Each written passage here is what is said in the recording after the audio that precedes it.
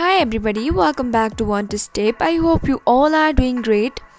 So in today's episode, I'll be guiding you on how you can add bio on Tinder. So to get started, first of all, go ahead and open up your Tinder application. Now the user interface will look somewhat like this. Now from the appear section, go ahead and tap on that little profile icon which is appear on the bottom right corner. Now you can see your profile there. Go ahead and tap on that pencil icon near your profile.